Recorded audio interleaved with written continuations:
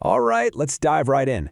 Today, we're talking about a combination that might seem a little unusual at first, but is incredibly powerful: Go and GraphQL.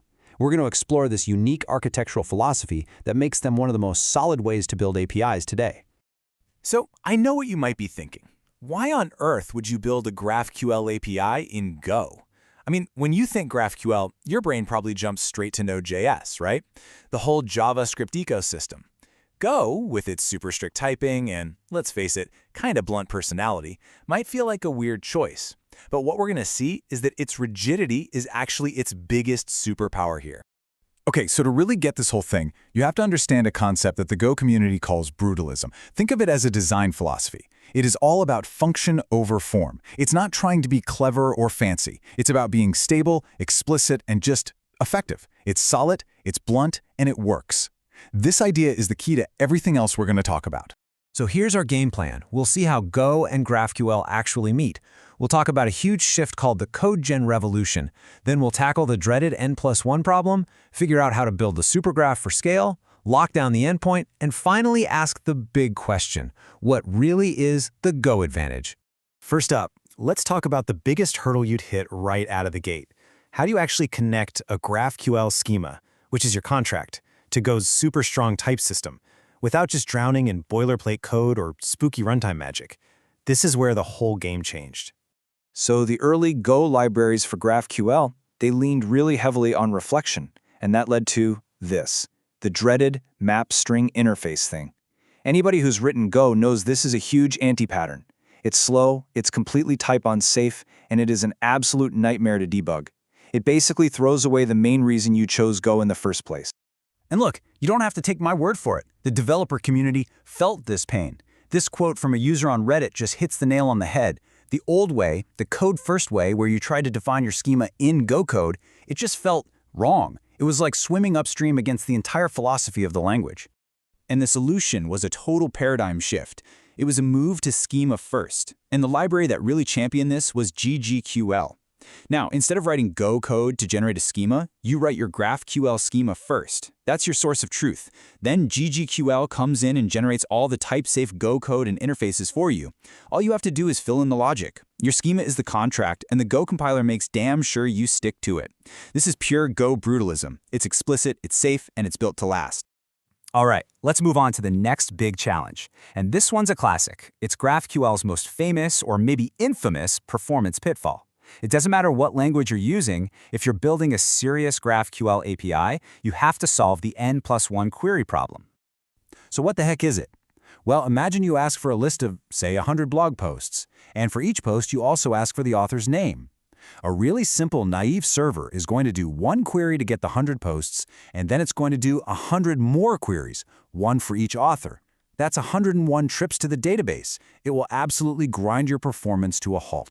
Now in Go, two really clever patterns have emerged to crush this problem. The first is called data loader. This is a reactive approach. It sits there, collects all the author IDs everyone is asking for in a single request, and then goes and fetches them all in one single efficient batch query. The other approach, which comes from the Ent framework, is proactive. It actually looks at the GraphQL query before it runs, sees that you're going to need authors, and just eager loads them right away. So the bottom line is, Go gives you these really explicit, powerful tools to fix this beast of a problem, whether you like to react to it or get ahead of it. Okay, so our one service is running like a dream, but let's be real, who's building a giant monolith anymore? How do you scale this idea when you have dozens of different teams all working on their own microservices? The answer is, you build a supergraph. And the undisputed industry standard for doing this is Apollo Federation v2. The idea is brilliant. Each team owns their little piece of the graph, their subgraph, and then a gateway layer stitches them all together into one massive, unified API that your clients can talk to. For any company working at scale, this is basically non-negotiable. And this is where the Go ecosystem really just shines. Check this out. Go gqlgen has 100% complete support for the entire Federation v2 spec. Think about that. Go isn't a second-class citizen here. It's not playing catch-up. It is a top-tier, first-class, absolutely production-ready choice for building a federated graph. And we're not just talking about basic features either. We're talking about really advanced, sophisticated stuff. There's a feature that actually lets the gateway batch requests to the subgraphs, so it solves the n+1 problem at the network level, not just inside one service talking to a database. This is a huge optimization that you absolutely need in a distributed system. Okay, so our API is fast, it's scalable, but can it take a punch? You see, GraphQL's biggest strength, that amazing flexibility, can also be its biggest weakness. If you're not careful, that single powerful endpoint can become a single point of failure. Here's the scary part. A bad actor doesn't need to launch some huge denial of service attack with millions of requests. All they have to do is send one single, cleverly crafted, deeply nested query. A query like that could have a complexity score of over 10,000, and it could easily tie up all your server resources and bring the whole thing crashing down. So how do you stop that? Well, the main defense is something called query complexity analysis. It's a really simple, almost brutalist idea. Before your server even thinks about running a query, it first calculates a cost.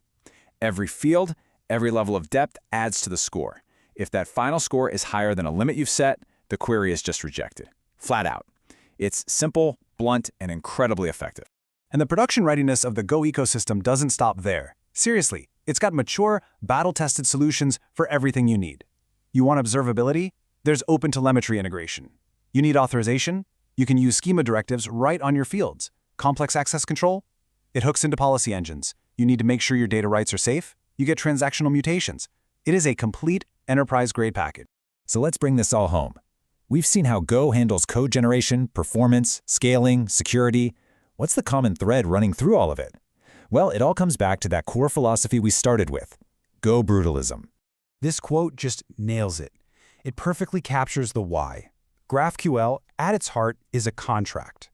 And Go is a language that is obsessed with building robust systems that honor contracts. The schema-first approach forces you to be clear. The performance tools are explicit and powerful. It's just a perfect philosophical match. And the result is APIs that aren't just fast, but are also way easier to maintain and keep secure for years to come. And that brings us to the final question, the one I want to leave you with. In a world where we need our APIs to be more and more resilient, more scalable, more secure, is this blunt, function over form, brutalist approach maybe not just an option, but the future? Something to think about. Thanks so much for watching.